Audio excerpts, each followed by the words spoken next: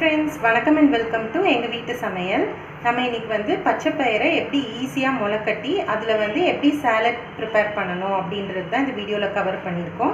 இந்த மாதிரி இயற்கை உணவை வந்து நம்ம வந்து ஒரு நாளைக்கு 3 வேளையும் எடுத்துக்கலனாலும் அட்லீஸ்ட் ஒரு வேளை நம்ம எடுத்துட்டு வந்தோம் அப்படினா நம்ம உடம்புல நல்ல மாற்றங்களை நம்மளே கவனிக்கலாம். சோ வாங்க நம்ம வீடியோக்குள்ள போவோம்.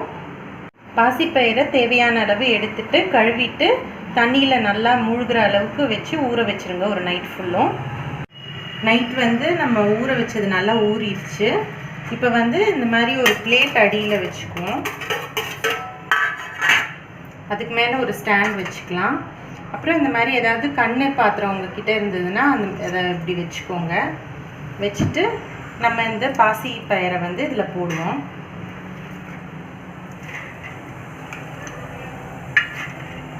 இப்போ நம்ம வந்து கீழே ஏன் பிளேட் வைக்கிறோம்னா சம்டைம்ஸ் தண்ணி வந்து சொட்டும் இல்லையா, அதுக்காக.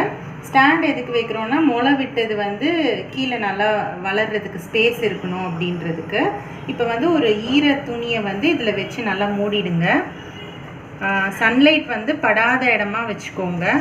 ஓரளவுக்கு டார்க்காக இருக்கணும், அப்போ தான் நல்லா ஜெர்மினேட் ஆகும். அப்பப்போ வந்து நம்ம தண்ணி விட்டுக்கணும்.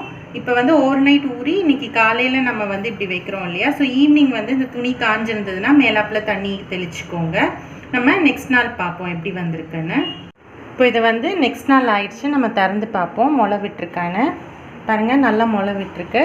நம்ம அடியில் பார்த்தோன்னா கீழெல்லாம் வேர் வந்திருக்கு பாருங்கள், தெரியுதா நல்லா. இங்கே வந்து தண்ணி வந்து சம்டைம்ஸ் கலெக்ட் ஆயிருந்ததுன்னா அதை ஊற்றிட்டு திரும்ப இந்த ஸ்டாண்ட் வச்சு நம்ம வச்சிடலாம். இது வந்து 2 நாள் முளை கட்டி பார்ப்போம். ஸோ இது திரும்பவும் மூடிட்டு நம்ம லைட்டாக தண்ணி தெளிச்சிடலாம் மேலே.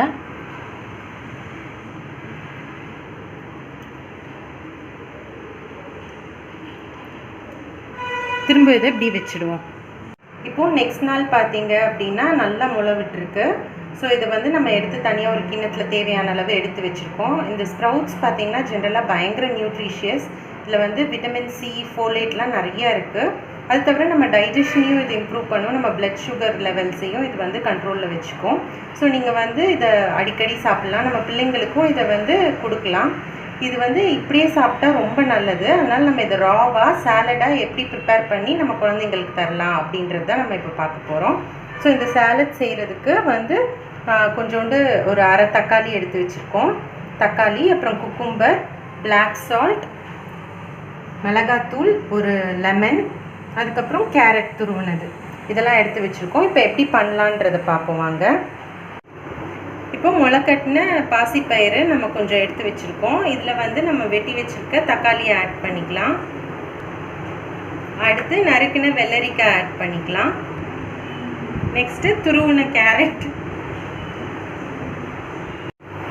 நம்ம வந்து லெமன் புழிஞ்சு விட்டுக்கலாம். உங்கள் புளிப்புக்கு ஏற்ற அளவுக்கு, ஹாஃப் இல்லைன்னா ஒரு லெமன். நெக்ஸ்ட்டு தேவையான அளவு மிளகாத்தூளும் பிளாக் சால்ட்டும் ஆட் பண்ணிக்கோங்க. இதை வந்து நல்லா மிக்ஸ் பண்ணிக்கோங்க. பச்சைப்பயிறு சாலட் வந்து ரெடி ஆயிடுச்சு. ஸோ இது பார்த்திங்கன்னா உயிர் சத்து மிக்க ரொம்ப சத்தான சுவையான சாலட் வந்து உங்கள் வீட்டில் ரொம்ப மலிவான விலையில் நீங்கள் வந்து ப்ரிப்பேர் பண்ணலாம்.